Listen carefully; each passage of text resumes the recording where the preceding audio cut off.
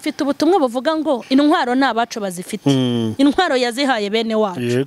Kubera yuko ntago shitani yakurwanyiriza mu kabari utahinjira. Ntago shitani yakurwanyiriza mu bagaturika uri umusiramu. Ntiyakurwanya ubwira detaye z'ibyo abantu basenga bamukoreye. Tuburi icyo usubiza ukagira uryo. Kugira ngo rero tureshya abantu bakizwe nuko babonye imirimo yacu ari myiza. Nta munzani mu bintu naguze. Nta munzani upima gakiza ndagura. Waba ufite ukazawuntiza mu gihe ntaragura wanjye nkaba mbapima. Angana gusebanya no gusenyana tusige tubishyira ku itangazamakuru bikagera ku rwego rwiza. Rero iki ni ikintu gikomeye shitana. Reka dutangire tubasuhuza tubahereza ikaze kuyoboka Mana TV ndetse no kuri Mama Sharirene official. Ni kwa kundi mumenyereye yuko tugira gutya tukazana abantu batandukanye tukabasha kuganira cyangwa natwe tukaganira hagati yacu nyine. Urabona Mama Sharirene afite chaîne nanjye nkayigira tuba tugeraho kuganira, ariko uzantumira ryari kuri Mama Sharirene official. Mama Sharirene ese ko wirata utashaka kwigaragaza? Oh, yansigaye nigaragaza barambona cyane rwose. Nako ninjye uzagukoresha ikiganiro. Nta kibazo wanambaza rero wankubi nukwita dukora titre go Mama Joel umuyobozi uyoboka Mana twamutumiye yaradukubitiye kuri kamera Imana ikinga akaboko.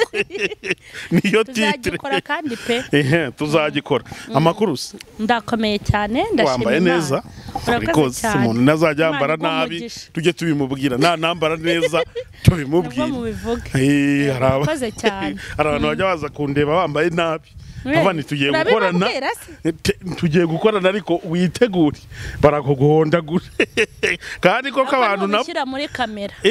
Hari ubwo uvuga ngo wambaye nabi muri kamera nk'uko umbwiye ngo nambaye neza. Hoya simbivuga nyine mbivuga nyuma ya kamera. Avani ngwino yijya hari kukuntu wambaye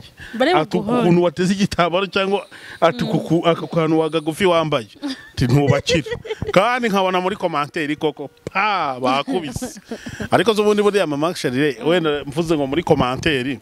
buriya uri nko kureba nko kuri commentaire wenda ugasanga nk'umuntu yagiye wenda wakoze nk'inkuru bakayiha titre ukuntu umuntu no yasoma titre agahita atangira kugira reaction yagendeye kuri titre, agasanga rimwe na rimwe aragututse cyangwa tutse umuntu w'Imana nyuma yamara kumva ikiganiro hari abo bijya biba nkabireba ati yewe uti burya Imana imbabarire natukanye ntarumva ikiganiro burya n'abanyamakuru babikoze. Bira ntibikwiye guha abantu isomo ryuko mbere yo gushyira reaction kuri ku kiganiro cyangwa ku bintu wumvisha wagombye kubanza gushishoza ukabanza ukabyumva neza. Nibyo byiza. Hari umuntu aherutse kureba umuntu wankozeho inkuru. Okay, hari abantu bakirira ku izina ryanjye kandi bajya birira bahage ntacyo. Umuntu rero yakoze inkuru ayikorana n'umuntu harangije anyoherereza ikiganiro ngo ariko Mama Sharirene ngo sinakubujije kujya ku itangazamakuru. Ni kwa kuntu bafata ifoto yanjye y'ibiganiro nakoze yibirumvikana ariko mva hanyuma akabihuza n'uwamvuze. Ndabyumva umuntu wabikoze arabihuza n'uwamvuze. Arangije ngo niko Mama Sharirene yambwiye nabo uwo mumama ngo niko Mama Sharirene ngo nakubujije kujya mu itangazamakuru ngo none wongeye ako shara abantu baranakabya koko. Mama Sharirene nge ndakana umuntu yiyoborera uko byumva. Si ikibazo se koko umuntu nkawe utarampa isukari nta nitura batanga bene utarampa ituro, umuntu nkawe utazi iyo ntaha, umuntu nkawe utarangurira amabuye yo muri mikoro, umuntu utarangurira mikoro, umuntu utarangurira amazi ngo utaraho no mu cameraman itiki ibaze urankanga nkandi ngo waramugera kubujije uko namushubije. Nabwiye nti mama niko kubwo ntunkabirije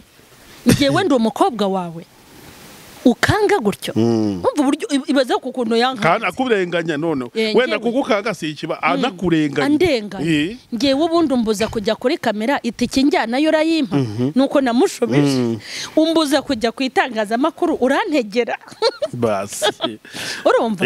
ahita nyandikira ngo umukozi w'Imana nkawe usubiza gutya ariko mwagiye mwiyo dore nubona nabo nibo bavuga ngo uratukana. Hanyuma se mbabaza ese uzika abantu wowe umukozi w'Imana ubaza gutyo koko ngiye Mama Sharirene sindakana nza ku itangazamakuru sinanyweye mfite impamvu nahaje ntago wende kuri inkuraho nge mu bantu yoboye sindimo sindi umukobwa wawe ufiteho uruhare sibyo naho waza uneza ungira inama ukambwira n'impamvu ko abonye ibintu ndabwiye nicyo ukora nubikurikirana ugasanga uri kumuhotera ubu se nzajye nzira ibyo abanyamakuru banyandikaho iriya nkuru ninjye wayikoze nuza kugenzura ugasanga umuhoye ubusa unsaba imbabazi kuko urankabirije yambwiye nabi ngo abakozi b'Imana muvuga nabi umva nushaka kubwirwa neza ujye baza neza umuntu nashaka gusubizwa neza ajya baza ariko urabizi yuko hari abantu bajya bavuga ngo uratukana kubera nuko bambwira ngo banza ari ukubera kubasubiza gutyo sinzi gutukana ariko ukuriko mba numva nagusubiza ku buryo nsubiriza n'abandi bose bazakubaza uzabaza abantu barakabya wowe ubonye titire nturebye noneho hari n'abareba bakageza hagati cyane umuntu utangira ikiganiro akakirangiza burya niwe uba ufite amakuru icyo ntavuze mu mwanya wa mbere ndakivuga mu mwanya wa kabiri icyo ntavuze mu wa kabiri nkivuge mu wa gatatu kandi iyo umuntu akubajije ikintu aba ashaka kumusubiza ibyo ashaka ntabwo nshobora kugusubiza ibyo ushaka nge nzajya ngusubiza ibyo nshaka hanyuma kandi sinangombwa ko abantu bemera ibyo mvuze nanjye kandi sinzemera ibyanyu buri wese ajya kuramo ikimufitiye ikimufitiye umumaro ariko ninakubwiza ukuri ntukababare kuko nta nubwo naceceka ubwo urumva nakureka ko ari umuntu ukubaza ikintu kavuga uti uyu muntu si ikibazo mbajije gusa no mu busanzwe asanzwe abaza gutya hari umuntu ukubaza by'amatiku hari ukubaza by'amatiku hari ukubaza ariko kujoma hari n'ukubaza kubwiriramo ariko hari n'undi ukubaza ngewe nzi kubirobanura umuntu mbajije by'amatiku menya uko musubiza kandi musubiza ibijyanye n'amatiku ye hari n'undi umbaza ashaka kunjomberamo ubwo nanjye ngusubirizamo uri kumva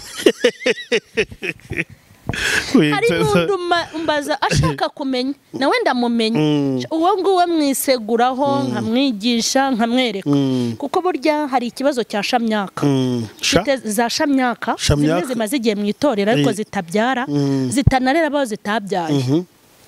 iyo yanditse kuri comment mpita mvuga iyi ni shamyaka yo ndayisubiza bye singutuka ariko mu bintu Imana yampaye ku isi yampaye ibisubizo umuntu wese mba mufitiye igisubizo uzambaza rero iyo uje kumbaza ibintu by'amafuti nk'ubu hari umuntu wambajije ngo se mama Charire ngo ko mbona muri filime yawe hakinamo abapagani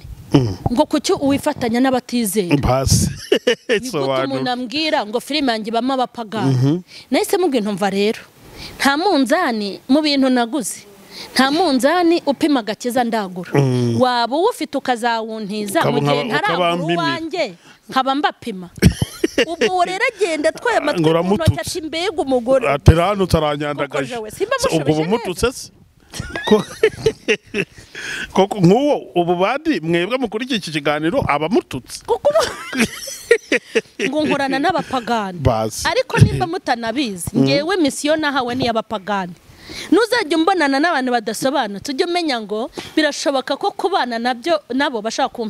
guhindukira ku bwanyu ubundi se waba impamvu yo guhinduka k'umuntu kuko nanjye ngo wahindura abantu gute nta muntu ufite ubushobozi bwo guhindura undi cyokoze yakubera impamvu yo guhinduka abo bantu pagani ubundi waba impamvu yo guhinduka gute k'umuntu mutagendana sibye ko ngewe nta nibyo nzi ngo nabapagani nimba aribo ntabyo nzi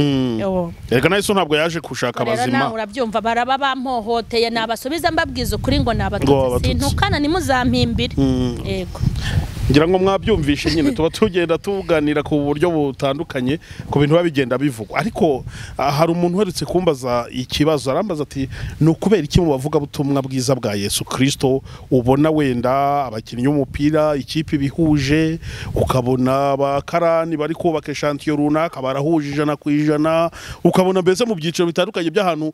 bihuri bigurupya abantu bagiye bahuje nyamara wagira mu bavuga butumwa cyangwa mu bantu bitwa ko bakorera Imana ugasanga niho harimo bombori niho harimo umugambanire niho harimo amashyari niho harimo gusebanya niho harimo kwambikana ubusa niho harimo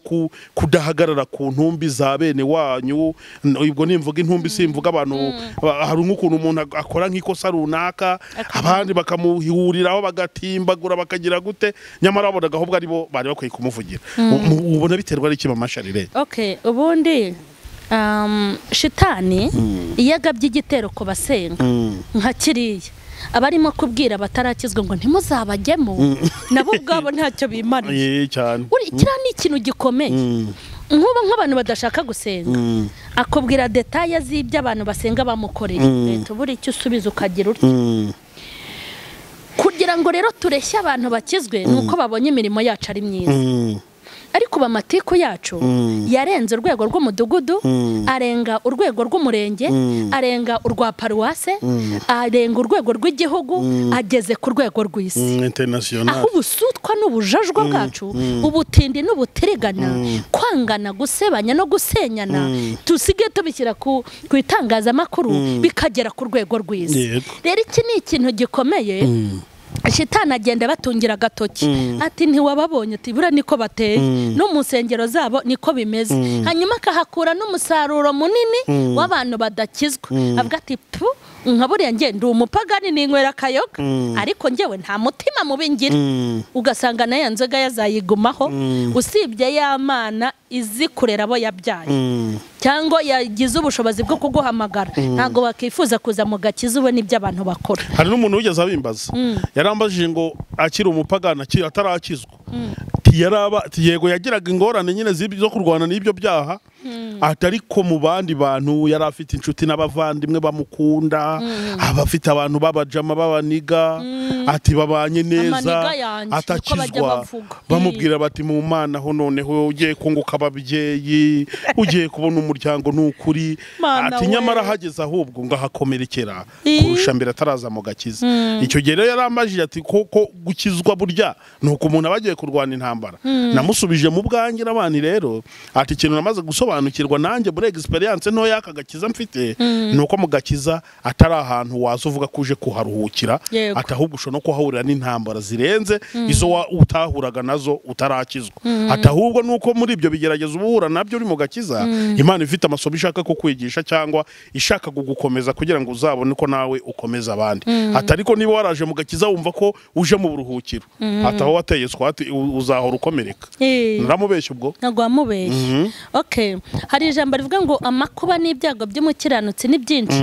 ariko Uwiteka amukiza muri byose n'abantu bakijijwe bikabagendera uko ntibazacika intege kubera yuko iyo ukijijwe uba ugiye ku rugamba rwo gusubira aho waturutse uba utorotse shitani shitani rero nibyo twavugaga ntashobora kwishimira ko umucitse akoresha mfite ubutumwa buvuga ngo intwaro n'abacu bazifite intwaro yazihaye bene wacu kubera yuko ntago shitani yakurwanyiriza mu kabari utahinjira ntago shitani yakurwanyiriza mu bagatolika uri umusiramu ntiyakurwanyiriza mu basiramu uri umukirisitu shitani agutera akoresheje intwaro ya bugufi niyo mpamvu yagiye kukurwanya uri umuririmbyi ntago yitabaza abadiyakoni yitabaza abo muririmbana hafi yagiye kukurwanya uri umuhanuzi ntago ajya gutira abavuga butumwa ahubwo akoresha abahanuzi bene wabo iyo akurwanyije uri umuvuga butumwa akoresha abavuga butumwa iyo akurwanyije uri umugabo akoresha umugore wawe iyo akurwanyije uri umugore akoresha umugabo mbese shitani azi umuntu ukwegereye ariko mva kandi nimba hari abantu umuntu ukurwanya ukumva wasubira iyo waturutse ni umuntu ukwegereye cyane ye baba we uzi umuntu uhimbe amakorasi muri korari ariko akaba yaguhimbira niya wagira ngo agukubitire mu bitero kugukubitira mu ikorasi akagukubitira mu bitero akakunoza akagucyurira hari amakanga y'abatanzaniya ya makanga urayazi amwe aba yanditseho amazina buriya ngo bene wacu biriya nuko nabyumvise bambabarire ngo iyo bafitanye imihari amasindi aragenda agasoma amagambo yanditse ku ikamba yasanga hari ijambo riri bugupike akarigura akajya arikenyera watambuka ukarisoma undi nawe mbese usanga harimo amagambo y'inyuro harimo ijambo babwira umuntu akitura hasi hanyuma rero nabonye hano bajyana ibibazo mu makorari hanyuma yatera ikorasi akayiguterera uzi umuntu uguterera ikorasi kandi ukajya umwikiriza ari wowe wari guhondagura burya niyo mpamvu abenshi bavuye mu makorari abandi baraguye babivamo ariko mva uzi kugira ngo urwanywe n'umugabo wawe urwanywe n'umugore wawe kandi umwe ni umudiyakoni undi ni umuririmbyi umwe yirirwa diyakona Yesu ashimwe undi nawe yirirwa ahogoza nagera mu rugo umugore yifata gutya nagera mu rugo umugabo amukonkomere reka nkubwire umuntu yakurwanyije ari umukirisitu mwene so utabaye maso avuga uti ntaho ritarema n'inyagasambu rirarema rero abantu bazikurikirira Imana ibindi babyihorera niko bimeze yego ngira ngo harimo amasomo akomeye cyane mw'abantu mu gikizwa kandi ikindi yego umuntu ajye yirinda we gukomeretsa sibyo kuko njye hari abantu bambabaza umuntu ugira umunwa muremure iyo bamuvuza babara kubi ni gute umuntu agira njye hari abantu nagiye mbona bankoraho inkuru bakanyandikaho inkuru kandi bakamvuga no mu izina ariko ibeshya ubavugeho gato arazinduka aza guhiga ati wamvugiye iki kandi nawe yavuze abandi ikintu gikomeye ntago ari abaturwanya burya ikintu gikomeye n'abo turwanya yego kuko iyo abantu bakurwanya utabarwanya Imana ijya mu ruhande rwawe ikagufasha kubarwanya amaso yanjye yarabibonye hanyuma iyo urwanya abantu Imana ijya mu ruhande rwa shitani nawe ikakurwanya none mama Sharirene umuntu iyo batubwiriza ijambo ry'Imana baratubwira ati muze muri Yesu mugakiza harimo amahoro harimo umutekano harimo umudendezo ariko wenda wareba nkuko twari turi kuvuga wenda uwo muntu yararimo yicuza avuga ati naje bambwira ko mugakiza harimo byose harimo ibintu byiza ariko ndabona ahubwo ariho ndi guhurira n'intambara nyinshi kandi zitewe n'abantu twitwa ko dufatanyije urugendo rujya mu ijuru none ubwo byaba bishatse kuvuga ko muri Yesu nta mahoro ahari ndashaka kubwira abantu bavuga ko muri Yesu hari agakiza hari n'amahoro ariko ni muri Yesu ni muri Yesu abantu bajye bumva ibintu neza ni muri Yesu ntabwo ari muri mushumba ni muri Yesu ntabwo ari muri mwarimu ni muri Yesu ntabwo ari muri bishop ni muri Yesu ntabwo ari muri muhanuzi si muri muvugabutumwa si muri mugenzi wawe si muri korari ni muri Yesu kuko iyo bashaka kuvuga mu bantu bari kuvuga ngo mu bantu harimo amahoro kuba rero ari muri Yesu naba ariho ayashakira bishatse kuvuga ngo Yesu ari ukwe n'abantu bakabukwabo bibaye byiza batwerera imbuto cyangwa tukaberera imbuto ariko reka nkubwire njya mbwira abantu ngo niba takwerera imbuto ujye urya izawe wiyerera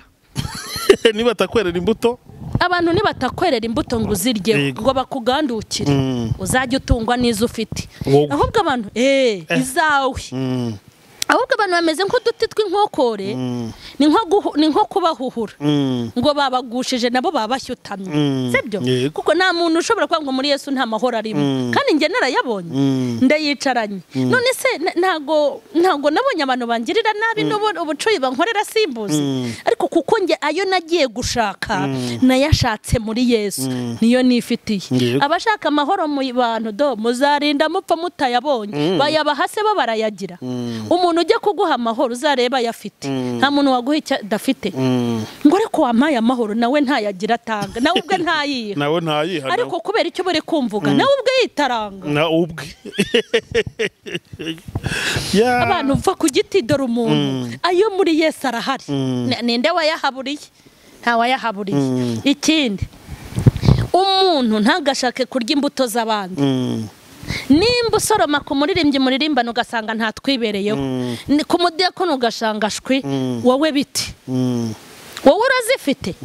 nimba uzifite rero ujye wisoromaho imbuto zawe uba ari ryo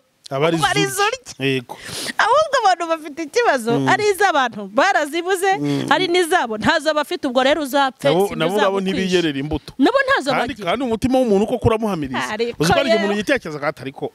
bino bintu ninjye wabikoze ahangaha ukumva nawe uri kuvuga ati ukumva nta umutima nturi kuguhamiriza ko umubiri wawe weza imbuto nta muntu n'umwe utiyizi ukavuga ati mbega ibigambo navuze imitima yacu iyo dusuye iraturega mvuye mu bugambanyi ntuburi kwicira urubanza nta mbuto weze nawe ubwa ntiwaziyereye kuki ushaka ko abandi bazikwerera nawe utaziyerera ntazo wiyerera ahubwo nawe ntabwo uzerera abandi kuko burya umuntu ufite imbuto ze ntago yicwa n'inzara amapfa yo mu mwuka reka da ujya kubasoroma aho wazibura uti nanjye mfite izanjye sha ukazirya twebwe twarezwe n'izacu kandi tubaye abantu b'abagabo se muratwika mujya murya izanyu muzazishake ntazo namwe mufite aha ngari mu butumwa bukomeye cyane n'uburi mbuto ku bantu mwegeranye mugendana ujya wisoroma hizawe ubwo butumwa ho ndabukweje we uzaho nabukuye okay hari abantu subwo wanyereye imbuto wakumva kubeje ngo wazimwe ukagira ngo yazeze nawe ntazo yigirira ugasanga nakora muntu nta mbuto agira watekereza we ugasanga we nta nibitumbwe afite ugasanga n'ibiti bye byarakokotse n'amashami aruma noneho rero ikintu cy'ikibazo kiriho gikomeye ntazagira umuntu uvuga ngo baramugushije niwe wigushije ntazagira umuntu uvuga ngo yananiwe gukizwa kubera abandi nawe byarakunaniye ntazagira n'umuntu uvuga ngo bamushyizeho ibyo atashobora umuntu bwe ku giti cye ni umuti w'ibibazo bye byose kuko umuti utabaye muri nge nta wundi wawumpa abantu rero muhirimbanire gushaka imbuto zanyu tugire izo turya zacu duhe n'abandi banirire niko bimeze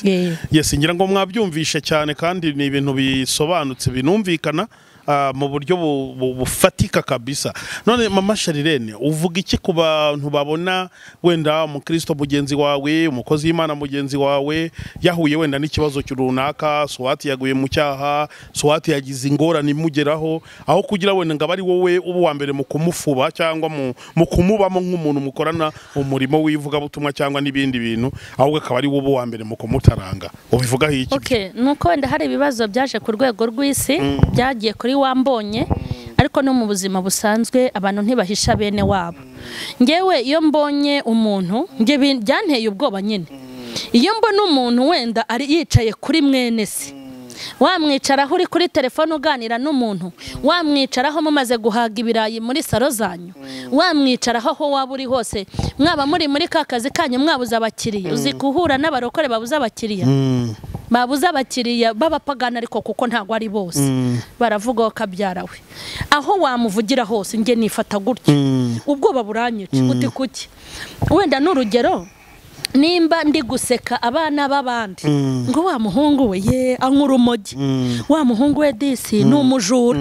ngewe mbizi gute fisi wanjye ko ataziba yego mbizi gute ko umwana wanjye atazaba indaya ko nta muntu mu babyeyi benshi bafite abana babananiye ko nta wigeze abigisha kugira uburaye no kunanirana ko ari ibintu bishibuka kuko turi mu isi y'umubabaro ukabona uratewe utabigizemo uruhare noneho iyo mbonye rero abantu bicaye ku bandi impinda umushyitsi bavuga se uyu muntu nta soni agira ntago anafite ubwoba ko nawe ejo bizamubaho nawe akajya ku karubanda nge kira kintu kirambabaza nimba hari ikintu kimbabaza mu buzima kandi ntateze kwigira nkora mu buzima naho wampemukira gute sishobora kugushyira ku itangazamakuru nge mfite amavideo n'amawodiyo y'amanyanga abakozi b'Imana benshi burari igihe mbwiriza ikintu bakabinzanira ngaha abagore batwaye abagabo ngaha bajya mu bapfumu ngaha bisiga imiti ngaha bafite imyuka y'abarangi kandi bose baba bafite mikoro nk'uko umeze mfite ubucakura bwabo bw'ibyo bakora kandi ibintu bifatika nta muntu nayo naguha naho waburindi uri kumva hari ikosa ntakora naho waba warampararitse gute ko vuze ngo icyabumpa ubwo nanjye sinaba mbaye nk'icyo kibazo kubajije oya bari barubonye ndakuzi wahita ukora inkuru ugatwika nyine siko kandi nanjye mbajije yuko dukwiye kwiga guhagarara ku ntumbi za bene wacu nawe ari kurimo nanjye nyine ndibwira nyine uri kumva rata ngiye iyo mbibonye ngira umubabaro kubera iki n'Imana ubwayo biriya bintu ntabwo ibikunda kuko hari ukuntu Imana igeze itubwira ngo ndapfusha mu gaseka kandi mwebwe mwapfusha nkabafata mu mugongo gupfusha kw'Imana ni ugutakaza ubugingo bw'abantu bayo nimba umukobwa atewe inda ukamugira gitaramo ngo wa mukobwa kwa runaka urimo gufasha shitani akazi. Nongere mbibutse ko dufite abakirisitu batiza shitani amaguru akabagenderamo akajya gukora akazi mu ntega amatwi. Dufite abakirisitu batiza shitani amaboko agakora ibyo ashaka. Dufite abakirisitu batiza shitani umunwa akabavugiramo.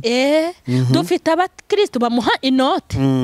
Dufite abamuha umwanya. Dufite abakirisitu babatera nkunga ba shitani. Ikibabaje nuko batabimenya. Buriya shitani yivuze ati umuntu ngiye kumukura ku ikarita yo kubwiriza, ngewe makuru ibintu mvuga mbihagazeho. Shitani akavuga ati ngiye gutegura abazamunsebereza, ngiye gutegura abazamuharabika, ukamutiza umunwa, ukamutera inkunga. Burya Imana iyo kwitegereje ubona uri umutera nkunga wande wa shitani. Kuko umuntu wese wafashije shitani gusenya abantu b'Imana ari mu ruhande rwa shitani. Ariko hari abandi bantu